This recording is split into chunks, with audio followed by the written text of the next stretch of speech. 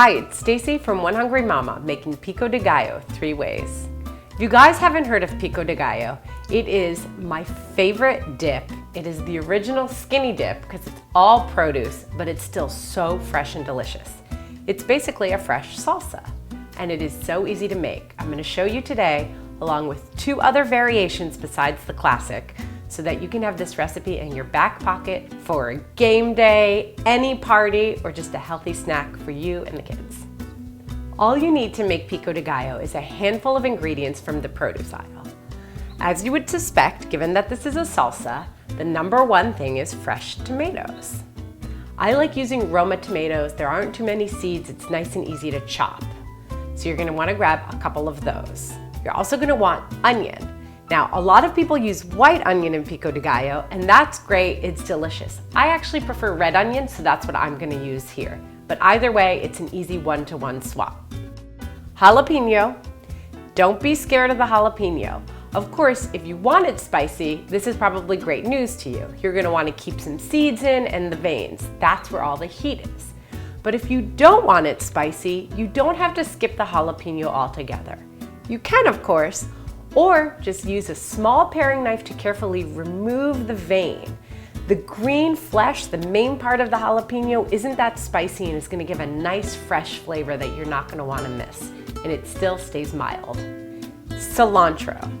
Now, I know some people have an issue with cilantro, right? I love this stuff, so I use a ton, but you can use as much or as little as you like. It is a key ingredient in the traditional recipe, but if you don't like cilantro, it doesn't mean that you have to skip this recipe altogether.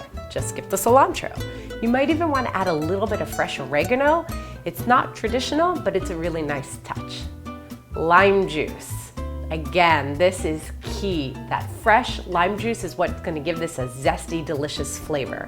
And you want to make sure it's fresh, so buy limes, not the stuff in the jar. And salt. Salt is gonna give it a nice punch. It's gonna bring out all the flavors and make this delicious. To make it, you're gonna just chop up all these ingredients. You want the onions and the tomato and the jalapeno all to be approximately the same size. Of course, the jalapeno and the onion will be cut a little bit smaller. The cilantro, just chop it up. Squeeze lime juice to taste. Season with salt to taste. It's really that easy. Just toss everything together. Let it sit for a little while. That's gonna bring out all the flavors, or not, you can serve it right away. It's still delicious. Now, see how easy that is? So easy that you can handle 2 more variations. One is a tropical twist on pico de gallo. All you do is add some tropical fruit into the mix. It's really that easy. It's an addition to everything we already chopped up. I like using either pineapple or mango. And if you don't know how to cut a pineapple or a mango, I have videos for those, so check them out. Chop them up the right way, you throw them in the mix. It's really easy, and you have a nice kind of tropical vibe going. The other variation is guacamole. Now, guacamole seems like such a pain to make, right? It's not. If you have pico de gallo waiting in your fridge for you, sometimes I make a batch on Sunday just to have around for a couple of days. All you do is mash an avocado with a fork, add the pico de gallo, and mix, and it's done. It's kind of like guacamole mix ready to go in your fridge.